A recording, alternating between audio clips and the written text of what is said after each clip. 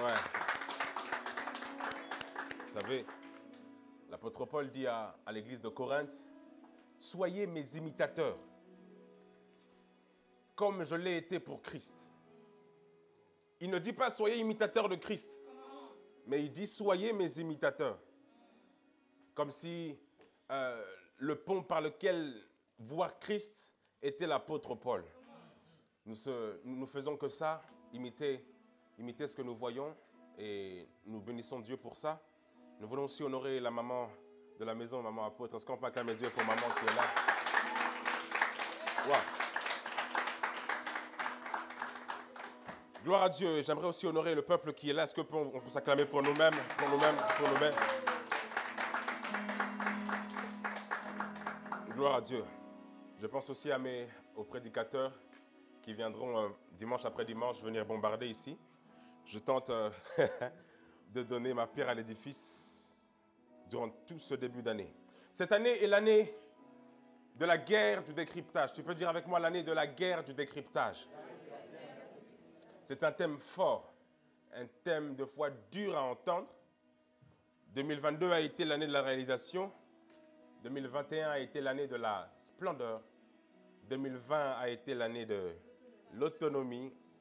2019 a été l'année de... Il y a eu plusieurs... Hein? De l'héritage. Hein? 2018 a été l'année de... J'essaie de faire comme Étienne pour retracer. 2018, ça a été l'année de la construction. On a eu l'année de la construction, maman. L'année de la Rachel. Non, ça c'était plus bas. L'année du règne aussi. Il y a eu plusieurs années comme ça qui ont fait en sorte que Ridi soit ce qu'elle est. Et nous sommes bénis parce que nous avons un Père qui chaque année travaille pour donner un focus au peuple. De sorte que nous n'avons pas besoin de recevoir de prophétie d'un prophète. Mais parce que la vision est universelle, nous pouvons nous y brancher. Hein? Nous avons dit l'année de la réalisation, l'année de... Et quand papa m'a envoyé le message, parce qu'il était en retraite et il m'a envoyé le message, l'année de la guerre du décryptage. Il y a des gens qui ont dit Amen, mais ils ont dit quel thème! Certaines églises ont dit l'année de la gloire, l'année des grandes choses, l'année des merveilles. Mais je bénis Dieu parce que à chaque fois, notre Père reste constant. Et il évolue à chaque fois et ça nous permet aussi de hausser le niveau. Nous avons prêché sur certaines choses, mais là je me suis préparé, j'ai dit prêcher sur le décryptage. Rien que le mot. Décryptage. Nous rendons gloire à Dieu pour ces instants, pour ce qu'il fait. J'aimerais qu'on puisse commencer par là, pour Psaume 119, 105. Si du côté de la régie, Psaume 119, 105, je voudrais commencer comme ça, petit à petit. Papa nous a clairement ouvert les yeux vis-à-vis de cette vision. J'ai pensé apporter ma pierre à l'édifice. J'aimerais commencer comme ça. Psaume 119, verset 105. Il est écrit « Ta parole est une lampe à mes pieds. » Est-ce que nous y sommes? Du côté de la régie, est-ce qu'on y est? Ta parole est une lampe à mes pieds et une lumière sur mon sentier. Je prends juste cette partie de l'écriture pour nous approprier cette vision. Il est écrit que sa parole est une lampe à nos pieds. À quoi sert la lampe? À éclairer. Mais j'aime ici parce qu'elle éclaire quoi? Elle éclaire les pieds. Personne ne peut avancer sans parole. Parce que la parole est la lampe qui permet aux pieds de ne pas chanceler face aux obstacles. S'il n'y a pas de lumière et que je m'amuse à marcher dans le noir, je vais me prendre la chaise, je vais tomber là. Parce qu'il n'y a pas de lumière. La vision de cette année peut nous éviter beaucoup d'obstacles. Peut nous éviter beaucoup d'embûches. Sa parole est une lampe à mes pieds. C'est-à-dire qu'elle éclaire mes pieds ici. Mais ce n'est pas suffisant. Il est écrit qu'elle est aussi une lumière sur mon sentier. Elle éclaire mon présent, mais elle éclaire aussi mon futur. La parole a deux dimensions. Elle vient éclairer là où je suis, elle me donne les obstacles, mais elle balise le chemin durant janvier, février, mars, avril, mai. Tu peux dire avec moi la parole et la lumière. Je voudrais que cette année, durant toute cette année, que même lorsqu'elle éclairera tes pieds, que tu te souviennes qu'elle éclaire aussi tes sentiers. Je suis peut-être éclairé ici ou peut-être pas, et je m'inquiète peut-être pour le lendemain, mais je sais que mes sentiers sont balisés à cause de cette vision. Alléluia. Bon, la guerre du décryptage. Je vais vous le définir rapidement. Les termes, ici on parle de guerre. Qu'est-ce qu'une guerre? C'est deux personnes qui luttent pour obtenir une victoire. La guerre, je me bats. Et le décryptage, j'ai défini, c'est l'art de traduire ce qui est secret et de le rendre évident pour tous. Prendre quelque chose qui est difficile, le décrypter et le rendre facile, accessible pour sa bénédiction. Personne ne peut retirer de l'argent s'il n'a pas son code de carte. Parce qu'il faut le code pour retirer ce qu'il y a dans votre compte. Vous pouvez voir le téléphone et voir votre compte. Bon, certains, c'est peut-être découvert. Bon, moi, c'est découvert. Certains, c'est peut-être découvert. Ils regardent et disent, ah, j'aimerais retirer. Mais il me faut le compte. Il me faut le code pour retirer ce que j'ai vu sur mon compte. Alléluia. Donc, cette année, Papa nous a dit que c'est la guerre du décryptage parce que nous avons pris comme thème, comme livre, le livre d'Esther. Tu peux dire avec moi le livre d'Esther. J'essaie d'aller petit à petit pour ne pas m'embrouiller. Le livre d'Esther, nous avons dit que c'est le seul livre qui est dans la Bible où le nom de Dieu n'est pas mentionné. Alors notre guerre durant toute cette année, il y a 10 chapitres dans lesquels nous allons faire le détective. Dis avec moi détective. Le FBI, oh mon Dieu, je pense que cette année nous serons tous des agents. On va nous appeler agent Placide, agent Isabelle, agent... Avez-vous remarqué Dieu dans l'histoire? Dans la scène de meurtre, que pensez-vous? Et dans les scènes de cambriolage ou de meurtre ou de criminologie, il y a ce qu'on appelle les indices. Dis avec moi les indices. Et cette année, notre objectif, c'est de trouver les indices, les empreintes, les cheveux qui tombent. J'aime énormément les séries comme ça parce que lorsqu'il y a une scène de meurtre et on voit la victime au sol, le FBI entre et il dit, qui est l'auteur de ça? Il ne peut le trouver comme ça. Il va mettre en place plusieurs agents qui vont chercher des indices. OK, là, il y a les empreintes. OK, c'est-à-dire on va analyser les empreintes qui vont nous permettre de déterminer qui est l'auteur de ça. Durant toute cette année, nous serons des FBI. Dis avec moi FBI. Oh mon Dieu, dis avec moi FBI. Cette année, nous serons des détectives. Nous devons chercher là où est Dieu. Vous savez, depuis que le début d'année a commencé, lorsque quelqu'un s'approche de moi, je dis, pourquoi Dieu a permis qu'il me parle maintenant? Je deviens comme fou. C'est-à-dire que tu me parles, je me dis, oh, pourquoi cet événement vient là, maintenant, à cet instant-là? Je veux comprendre pourquoi dans ma vie, ça se passe ainsi. Je veux décrypter. Dis avec moi décrypter. Cette année, nous sommes tous des FBI à la recherche de Dieu. À la recherche de Dieu. Bon, le thème que papa m'a donné pour cette série, c'est Dieu envoie la solution avant le problème. Tu peux dire avec moi, Dieu envoie la solution avant le problème. Ça a été dur pour moi, je vous assure, je vais avancer dessus. Si Dieu envoie la solution, c'est qu'il connaît sûrement le problème. Il ne peut pas envoyer une solution qui n'a aucun rapport avec le problème. Si vous êtes malade, il faut qu'il vous envoie des soins ou la guérison. Dans chaque problème, du coup, reflète sa solution. Bon, les hommes, eux, aujourd'hui, si par exemple il arrivait un problème, ils s'efforceront à trouver la solution après le problème. Si par exemple je suis chez vous, papa, et le feu commence, vous ne saurez pas où le feu a commencé.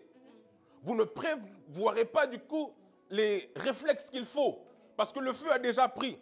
Du coup, vous tenterez de chercher la solution, donc appeler les ambulances, appeler ou sortir de l'endroit pour trouver une solution. Mais le problème a déjà atteint. La maison est brûlée. Si je suis en voiture, je ne prévois pas que quelqu'un va me percuter aujourd'hui. Mais quelqu'un me percute. Le problème est là. Mais maintenant, le problème est déjà arrivé. C'est-à-dire que moi, je vais m'efforcer à trouver la solution après.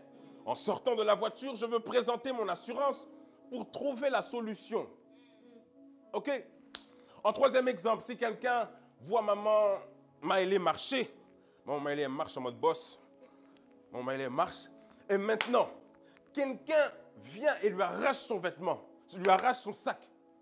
Le problème est déjà parti. Maintenant, la solution qu'elle fera, c'est qu'elle ira sûrement déposer une main courante ou porter plainte. L'homme se bat après que le problème lui soit survenu.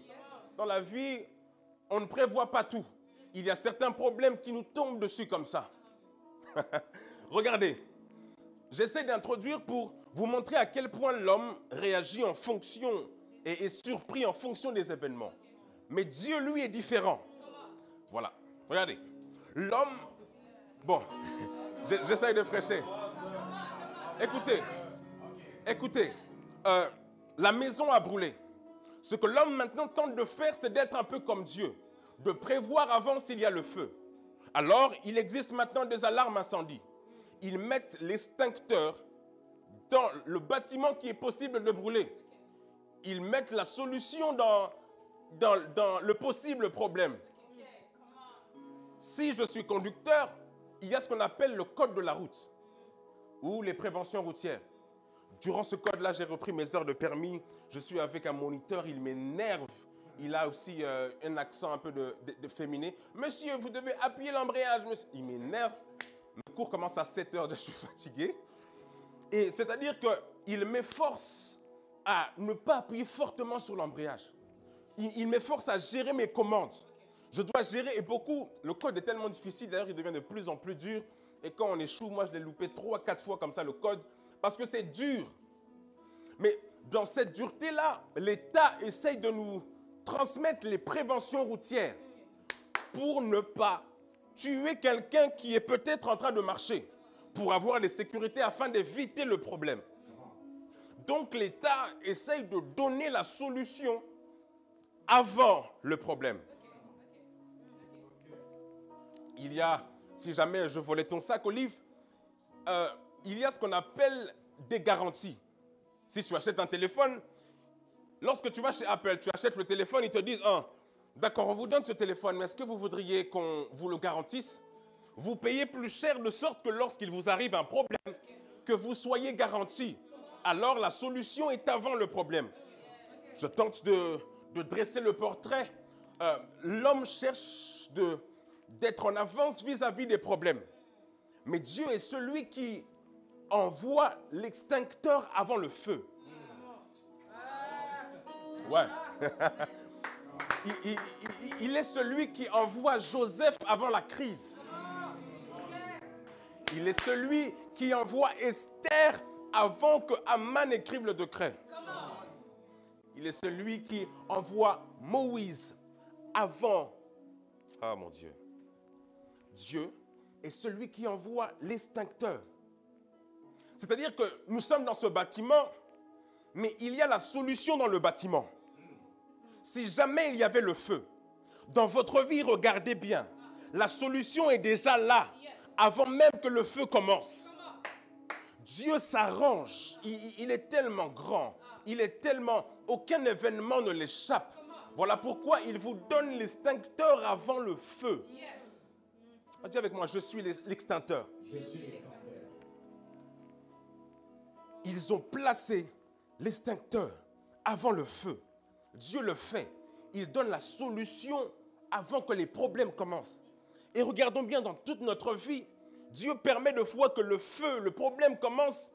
Mais quand le feu commence, on a du mal à réaliser que l'extincteur est déjà là. Alors la fumée nous embrouille, on se dit, est-ce que Dieu est vraiment là? Est-ce que Dieu est vraiment là lorsque Haman écrit ce décret? Est-ce que vraiment nous allons nous en sortir?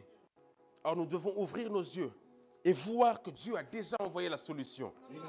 Et si la solution était en nous, tu peux dire avec moi, je suis la solution. Je suis la solution. Tu peux dire, je suis la solution à mon problème. Je suis la solution à mon problème. Dieu envoie l'extincteur. J'aime. Est-ce que nous pouvons prendre Romains 8:30?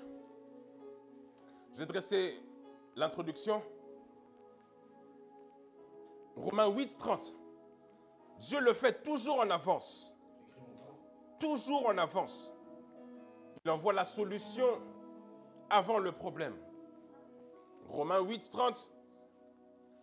Si quelqu'un a, s'il peut nous faire la lecture. Merci, Holy Ghost. Si quelqu'un a, il peut nous faire la lecture.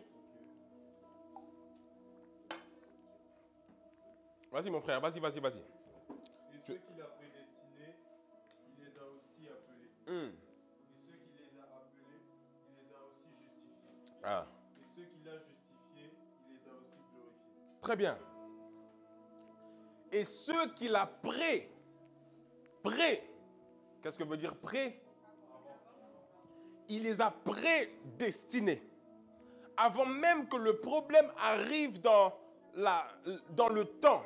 Bon, je vais prendre un exemple. Mon frère, est-ce que tu peux venir? Tu peux venir avec le frère ici. Est-ce que tu peux être là? Excuse-moi, mon frère.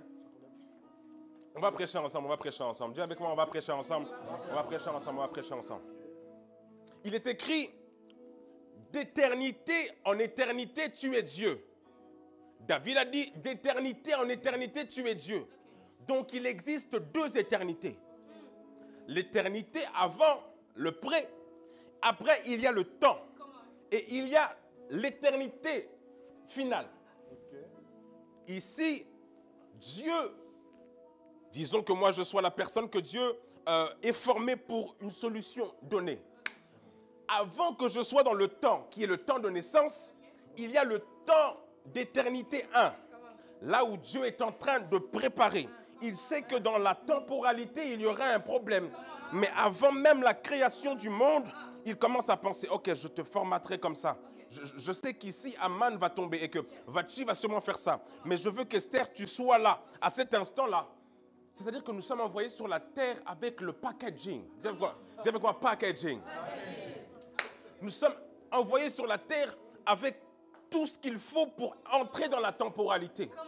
Mais le problème ici, c'est que les événements sont tellement durs et nous font oublier que Dieu avait déjà pensé. Je connais son plan parfait pour ma vie. Je sais que j'ai été prédestiné. J'ai été appelé. Il les a justifiés et il les a glorifiés. Regardez comment Dieu a programmé tout avant. Dis avec moi, tout avant. Tout avant. Dans la prédestination, dans la première éternité, Dieu m'a créé. Il m'a conçu. Jérémie disait, avant que je sois, tu me connaissais. Ici, Dieu me connaissait. Et le problème, c'est que quand on vient ici, on pense que Dieu nous a oubliés. Quand on vient dans le temps, on pense que Dieu nous a oubliés. Or, Dieu n'a pas oublié pourquoi nous sommes venus sur la terre. Notre objectif, c'est de comprendre et de décrypter pourquoi moi, je suis venu sur la terre. Un homme de la famille de Lévi épousa une dame de Lévi. Il donna Moïse. Pourquoi Lévi est Lévi? Pourquoi je suis né ici? Quel est mon but sur la terre? Vous verrez que votre vie prendra un autre sens lorsque vous saurez à quel point vous êtes l'extincteur. Et regardez, maintenant ici, il ne faut pas tuer l'éternité à cause de la temporalité. Ici, j'ai été prédestiné à vivre ce que Dieu voulait pour moi. Mais ne tuez pas votre éternité à cause de la temporalité. Si vous vivez mal votre vie ici, vous risquerez de louper le plan qui a commencé ici. Dieu avait prévu un plan de paix, un plan efficace pour répondre à une mission. Mais si vous vivez mal la temporalité, vous risquez de louper la seconde éternité. Dis avec moi, seconde éternité. Gloire à Dieu. Est-ce qu'on peut s'asseoir? Est-ce qu'on peut acclamer le Seigneur? Dieu avait déjà tout prévu. Il l'a fait. On peut aller dans Esther chapitre 1. Esther chapitre 1. Esther chapitre 1. Esther chapitre 1. On va sauter beaucoup de...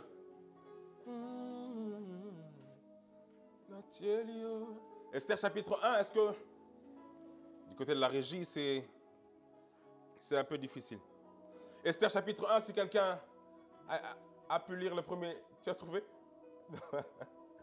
Esther chapitre 1. Est-ce que quelqu'un peut m'aider? On veut prêcher ensemble. Amen. C'était le temps d'Assyrus, de cet Assyrus qui régnait depuis l'Inde jusqu'en Éthiopie sur 127 provinces. 127 provinces. Ok. Regardez. Le livre d'Esther commence... Bon, le livre d'Esther a 4 personnages principaux, on peut dire. Il y a le roi Assyrus, il y a Vachi, il y a Mehuman, et Esther et Mardoché. Bon, 5. Regardez, c'est le livre d'Esther. Mais le premier chapitre commence sans Esther. Est-il possible que votre histoire puisse commencer sans vous? C'est votre chapitre. Ah, dans ma vie, même si mon histoire commence sans moi, à la fin, tu me verras. Dans ma vie, mon histoire peut commencer sans moi. Regardez, Esther chapitre 1, je suis la reine. Comment se fait-il que dans le premier chapitre de ma propre vie, je sois absent? Y a-t-il des personnes qui se sentent absents dans leur vie? Tu as l'impression de vivre, mais tu dis, mais c'est mon chapitre, j'ai l'impression que c'est 2023, c'est mon année, mais je ne suis pas dans le chapitre 1. J'ai l'impression que quelqu'un a pris ma place. Je devais être là, mais je ne le suis pas. Si tu m'as loupé au premier chapitre, tu me verras sûrement au chapitre numéro 2. Mon histoire peut commencer sans moi. Mon histoire peut commencer sans moi. Esther chapitre 1 a commencé avec Assyrus, Vachi et Mehuman. Pourtant, c'est l'histoire d'Esther. Ce n'est pas l'histoire de Vachi. Il y a certaines circonstances où Dieu permettra que vous soyez anonyme. Mais c'est votre histoire. L'élévation des autres, ils pensent que c'est la leur. Mais en fait, ils sont dans votre histoire. Vachi ne savait pas qu'elle occupait la royauté, mais dans une histoire qui n'était pas la sienne. Il est possible que quelqu'un règne aujourd'hui, mais qu'il est dans votre histoire en réalité. Il s'enorgueillit, mais il est dans votre histoire. Assyrus présente ses richesses, mais il ne sait pas qu'il est dans votre histoire. Mon histoire peut commencer sans moi. Mais quand j'arrive, je donne de la saveur à mon chapitre. Goliath est venu, David n'était pas là. L'histoire a commencé sans David. Il est possible que l'histoire commence sans David. Mais lorsque David est là, il nous donne la raison pour laquelle c'est son chapitre. Mon histoire peut commencer sans moi. Je sais que ce n'est pas facile. 2023 peut commencer sans moi. Je le sais, je n'ai pas peut-être vu Dieu dans ce mois de janvier, mais ça peut commencer sans moi, ça va. C'est pas grave, mais je sais que c'est Placide chapitre 1. Mais il y aura Placide chapitre 2. Je sais que c'est Isabelle chapitre 1. Mais il y aura Isabelle chapitre 2. Il est possible d'être absent de l'absence à la royauté. Ça, c'est un thème. Oh mon Dieu. De l'anonymat à la royauté. Cette fille était absente. Elle a quitté l'anonymat pour devenir la femme d'Assyrus. Écoutez, on va commencer. Alors, c'était du temps d'Assyrus. C'est Assyrus qui régnait depuis l'Inde jusqu'à l'Éthiopie, sur 127 provinces. La France a 41 provinces. Cet homme régnait sur 3 fois la France. Un homme de puissance. Un homme dont il était question que c'était son temps. Dans la vie, quand c'est ton temps, tu dois le saisir. Yes. Dans la vie, quand les choses tournent en ta faveur, tu dois les saisir. Yes. C'était du temps d'Assyrus. C'est Assyrus. J'aimerais ensemble qu'on puisse... je vais donner à chacun des caractères. Nous allons faire le FBI. Souvenez-vous, dis avec moi FBI. FBI. Nous allons faire le FBI dans cette histoire pour... je vais enclencher les lunettes de détective. Afin de trouver Dieu dans l'histoire. Dis avec moi, trouver Dieu dans l'histoire. Regardez avec moi. Agent Anastasia. C'était du temps d'Assyrus, le roi Assyrus, est-ce qu'on peut descendre? Il s'assit sur le trône, il était dans la capitale de Suse, regardez. La 3e année de son règne, il fit un festin à tous ses princes et à ses serviteurs. Et les commandants de l'armée de Perse, regardez, ici. Il fit un premier festin. Mais regardez les invités. Il invite ici les commandants de l'armée, les Perses, les grands. La fête a duré 180 jours. Sherlock Holmes. 180 jours, la fête a duré 100 000. La première fête s'est terminée. Une grande fête de 6 mois pour les grands de ce pays. Mais regardez, le roi Cyrus fait une seconde fête. Sherlock Holmes. Il fait une seconde fête, mais cette fois-ci de 7 jours. Dis avec moi 7 jours. 7 jours. Et c'est au 7e jour, oh mon Dieu, dans le cours des tentatules, ça c'est la deuxième fête, ok? Là ici on a la deuxième fête. C'est Colonne Marbré dit de l'or, est-ce qu'on peut descendre? Au verset 7, on servait à boire dans les pays d'or de différentes espèces et il y avait de l'abondance et du vin, car le roi était libéral. Sylvain, tu vas nous garder que le roi Cyrus est aussi libéral. Il est fanfaron, libéral. Mais on ne forçait personne à boire, car le roi avait ordonné à tous les gens de sa maison de se conformer à la volonté de chacun. Il était comment? Diplomate. Tu nous gardes diplomate, fanfaron, libéral et diplomate. Regardez, le roi qui est sur 127 provinces, il est dans son temps. Il s'appelle Ahasuérus. Ok, est-ce qu'on peut descendre? Il disait, buvez comme vous voulez. La reine Vashti fit aussi un festin pour les femmes dans la maison royale du roi Ahasuérus. Le 7e jour, dis avec moi le 7e jour. Le 7e jour. Comme le cœur du roi était ivre. Anna, tu peux nous dire c'est un... Non, Grâce, tu peux nous dire c'est un ivrogne. C'est un fanfaron, un libéral, diplomate et un ivrogne. On examine le roi Ahasuérus, excusez-moi. Le 7e jour, comme le cœur du roi était réjoui par le vin. Vous avez vu quelqu'un qui était déjà ivre? Maman, un jour j'ai eu mon diplôme. Mon professeur, c'est lui qui m'enseignait. Et maintenant j'ai eu mon diplôme, il a dit, bon Placide, on va boire un verre. Je ne savais pas que l'alcool pouvait rendre quelqu'un comme ça. Moi je suis arrivé là-bas, en plus on est passé dans un bar, vous savez. Bon, on est chrétien, bon, à bar. Moi j'ai dit, bon, je vais prendre le coca. Placide, t'es sûr, tu ne veux pas prendre une pinte? C'est le pinte, c'est le verre là, le gros verre là.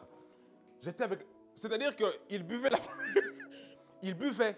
Il me parlait de plus en plus sérieusement. Et puis après, au bout de son 3e verre, il commençait... Placide, tu sais que tu étais un très bon élève, toi. Pourtant, il m'a détesté durant toute l'année. Mais à cause du vin, il a changé de température.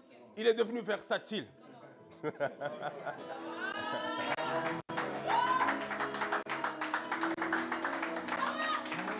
est... Regardez. Regardez comment Dieu peut, à cause du fait qu'il soit fanfaron, ivrogne, utiliser l'ivrognerie même des rois pour vous placer plus haut. Regardez, Dieu utilise chaque aspect. Il est fanfaron, il est libéral, il est diplomate. Il utilise chaque... Et le côté ivrogne, Dieu vient l'utiliser. Empreinte, ça c'est Dieu. Il vient lui donner la plus grosse des bières. Le plus gros des Heineken pour qu'il soit à ce moment ivre-là. Et Dieu utilise cette ivresse parce qu'il a les rois entre ses mains. Ahasuérus pensait que c'était son temps. Or, il est possible que son temps soit dans le temps de Dieu. Ah. Regardez, le 7e jour, comme le cœur du roi était réjoui par le vin. Comment tu t'appelles, toi? Il ordonna à Meuman, Bitsa, bon, les 7 eunuques. Sherlock Holmes, c'est le 7e jour. Il a 7 eunuques. N'y a-t-il pas une coïncidence ici?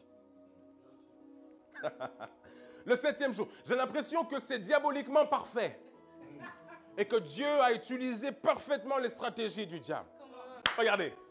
Le 7e jour, comme le cœur du roi était... Le 7e jour, comme d'habitude, il n'est pas ivre le 5e jour, mais c'est le 7e jour. Dis avec moi, Sherlock Holmes, c'est à toi de jouer. Il leur donna à Meuman au 7. Il leur dit, bon, les gars, bon, c'est le 7e jour. Vous, les 7, allez dire à Vashti, viens ici, mets ta couronne. Verset suivant. Il y a des frères qui sont venus pour la première fois, il va dire, hé, mon frère, ça va, j'imite, hein, je fais juste une imitation. Il va fuir, il va dire, là-bas, il boit pour de vrai.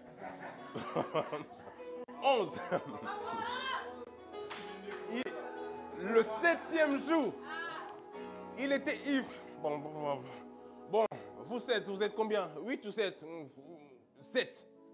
Allez voir 28, dites-lui de venir. Je dois lui montrer à tout le monde ici. Parce que c'est moi le roi. C'est moi le roi. Regardez comment Dieu même peut utiliser l'orgueil pour faire éclater sa gloire. D'amener en présence de la reine Vashti avec la couronne royale pour montrer sa beauté au peuple. Mais qui quand il a Vashti, la cache? Vashti, on ne la cache pas, c'est vrai. Dans ce temps-là, quand quelqu'un a quelque chose de beau, il le montre. C'est Vashti. Si je suis avec comme madame, il faut que je montre que, c'est madame. C'est-à-dire quand tu la regardes, voilà. Ici, il a dit, bon, dans cet alcool, il disait, bon, je vais montrer madame. Vashti. À tous les peuples et aux grands. Regardez, rappelez-vous, il y avait une première fête de 6 mois. Il y avait les grands. Vashti n'était pas là. Mais Dieu, pour améliorer ou intensifier l'humiliation, il a ramené Vashti au temps où il y avait les plus grands jusqu'aux plus petits. Pour intensifier l'humiliation, pour que le roi soit forcément en colère. Dis avec moi, il y avait 2 fêtes. La première dure 6 mois. Avec moi, la première dure 6 mois. L'autre dure 7 jours. Celle de 6 mois, il y avait les grands. Mais celle de 7, il y avait le plus grand jusqu'au plus petit. Il a emmené les 125 provinces pendant 7 jours. Mais à cet instant-là, Esther était là, esclave. Car il avait pris toutes les personnes de chaque province, du plus grand jusqu'au plus petit. Et eux grands, car elle était belle de figure. Mais la reine Vashti refusa de venir. Regardez comment le refus peut entrer dans la volonté de Dieu. Qui un jour a dit, Seigneur, je veux faire ça, je veux montrer Vashti, je veux que ça montre, mais Dieu te refuse quelque chose. Deux fois, quand on nous refuse quelque chose, il faut voir Dieu derrière. Chaque refus ne veut pas dire que c'est Satan forcément qui l'a provoqué. Mais Dieu a jugé que vous ne pourrez pas posséder cette chose maintenant. Parce qu'il sait ce qu'il fait. Regardez là. Vashti refuse de venir. Y a-t-il des gens dans votre vie qui ont refusé de venir lorsque vous les avez appelés? Des gens qui ont dit, tu voulais vraiment la présenter, mais cette personne finalement te trahit devant tout le monde. Elle refusa de venir. Fanfaron, libéral, diplomate, ivrogne. Quand elle reçut par les...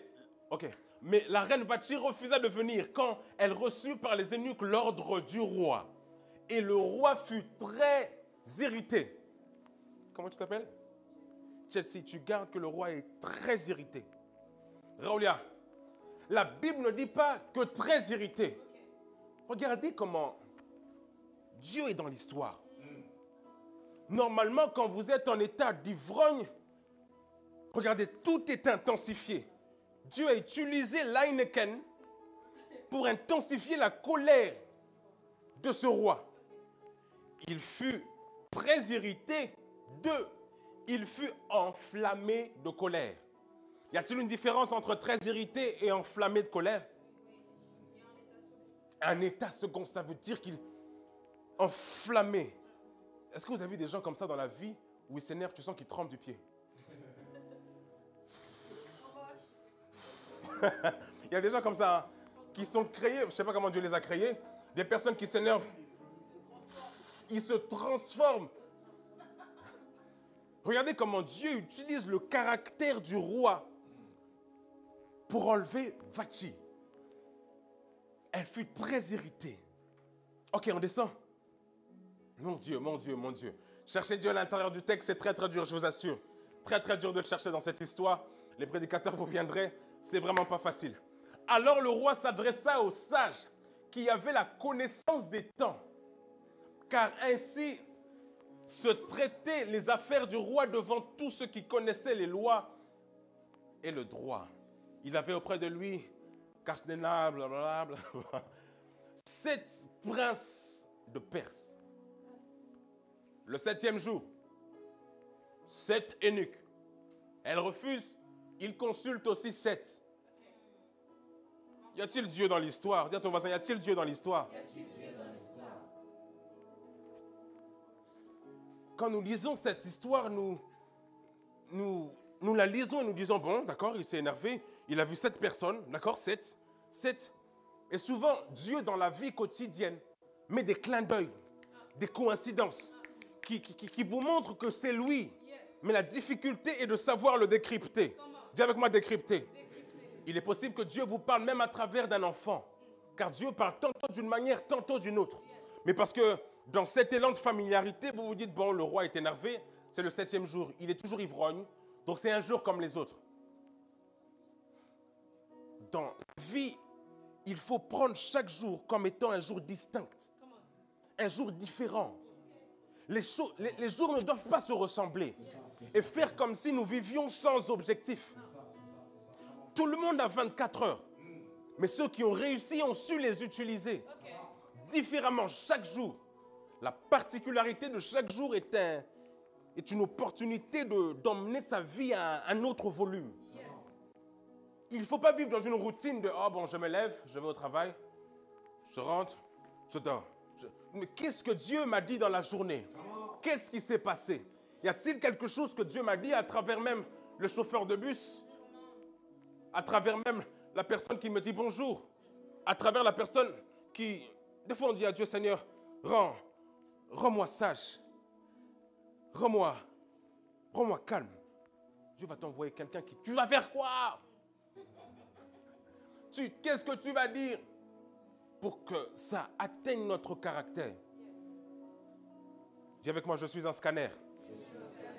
Durant toute cette année, ne négligeons pas les événements, car ce sont des ficelles que Dieu est en train de coudre pour faire exploser sa gloire. Le 7e jour, donc cet homme est ridiculisé devant le plus grand jusqu'au plus petit. Regardez ce que Merouman fait. Est-ce qu'on peut descendre? Merouman, est-ce qu'on peut descendre? Quelle loi, dit-il, il faut l'appliquer? Merouman répondit devant le roi et les princes. Ce n'est pas seulement à l'égard du roi que la reine Vashti a mal agi. Mal agi, c'est aussi envers tous les princes et les peuples qui sont dans toutes les provinces du roi. Merouman est venu, a pris cette situation et l'a empirée. Y a-t-il des gens qui voient vos erreurs et qui les empirent? Mais Merouman est venu et a dit, non, roi, on n'est pas d'accord. Cette femme-là, Vashti, en te disant non, elle ne sait pas ce qu'elle a fait. Elle t'a humilié devant tout le monde. Elle t'a mauvais conseiller. Des fois même à travers des mauvais conseils, Dieu peut rattraper le tir. Avez-vous déjà dans votre vie fait quelque chose parce que quelqu'un vous a conseillé et vous a dit non, pourquoi j'ai fait ça? Il ne fallait pas que je l'écoute. Mais même dans les erreurs, Dieu peut rattraper cela parce qu'il a un plan. Il rattrape les années qu'ont dévoré les sauterelles. Il sait le faire. Regardez, cet homme induit le roi dans une possible erreur. Mais Dieu l'a prévu. Est-ce qu'on peut descendre? Est-ce qu'on peut descendre? Je sais que ce n'est pas facile, on décrypte. Est-ce que le FBI est toujours là? Est-ce que les détectives sont toujours là? Ok. Car l'action de la reine parviendra à la connaissance de toutes les femmes. Elle les portera à mépriser leur mari. Elles diront le roi Cyrus. Oui, il est en train de dire, on va se moquer de toi. On va dire, regarde, c'est toi le roi Cyrus, non? 127 provinces. Regarde ta femme, regarde ta femme. Regarde ta femme comme elle est. Il est en train de créer la calomnie tout autour du roi. Le roi était ivrogne d'un moment et il disait quoi? Quoi? Ben oui. Il était en colère. Déjà qu'il était ivrogne. On lui dit encore franchement, ce qu'elle a fait c'est mal. Ce qu'elle a fait c'est mal. Et dans cette... Il maxait dessus, Anna. Moi je disais, oh mais t'as raison, ben oui, j'avoue. Regardez le roi, j'avoue, c'est toi qui es roi. Mais j'avoue. Elle a raison, ben ouais. Vachi a engrainé le roi pour qu'il fasse le pire. Ah mon Dieu. Et Dieu devait envoyer Mehuman ici.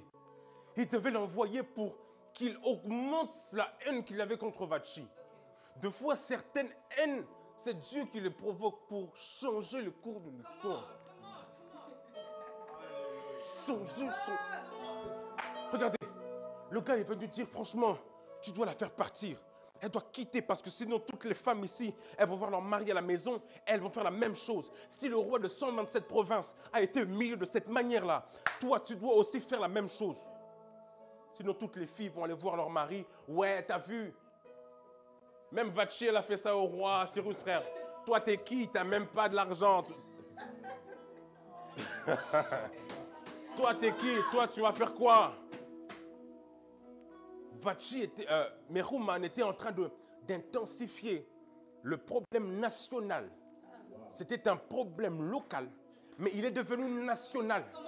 Est-il possible que l'humiliation soit nationale pour une gloire nationale?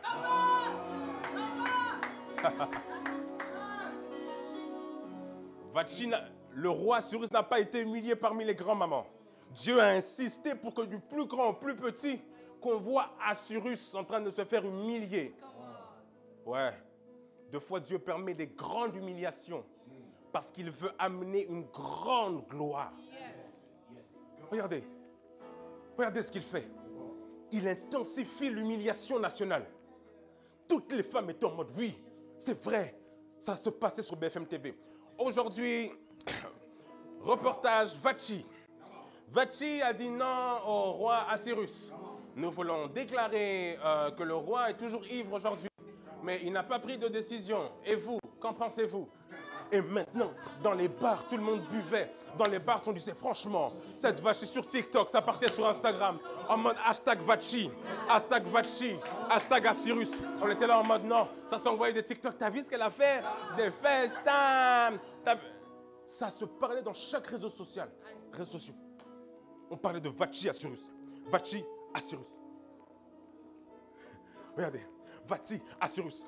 Et Mehuman fait un tweet ce jour-là.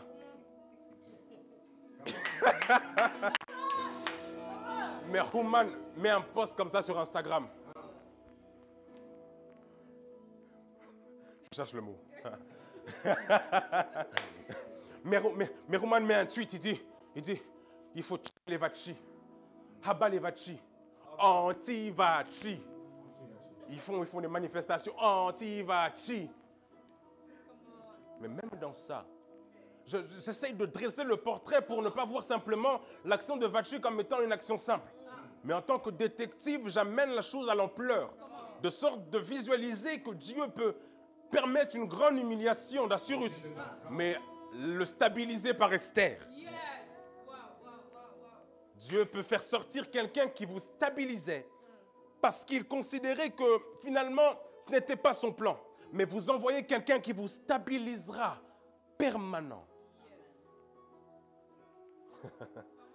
Oui, dans la vie, Dieu peut enlever Vachi pour donner Esther.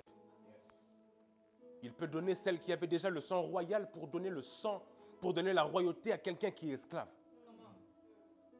Attention, elle peut paraître cette personne qui vient vers vous comme une esclave, mais elle peut stabiliser votre vie. Je voudrais parler à un Assyrus ou une Assyrouette. Oui, la bénédiction de Dieu peut être emballée comme de l'esclavage. Esther est venue comme une esclave. Mais elle est belle. Il est possible d'être esclave et belle. Dans la vie, je n'ai peut-être pas d'argent, mais beau. Regardez. Dieu est capable d'enlever Vachi pour donner Esther. Mais la manière brutale à laquelle il enlève Vachi est étonnante. Il enlève Vachi carrément, il crée en sorte que le roi tue Vachi. Ah mon Dieu. Dis avec moi, Dieu est dans l'histoire. Oh, dis avec moi, Dieu est dans l'histoire. Oh mon Dieu, je pense que le temps est avancé. Est-ce qu'on peut acclamer Dieu pour cette parole? Est-ce qu'on peut acclamer Dieu pour cette parole? Est-ce qu'on peut acclamer Dieu pour cette parole? Est-ce qu'on peut acclamer Dieu dans cette parole? Est-ce qu'on peut acclamer Dieu? Est-ce qu'on peut acclamer Dieu?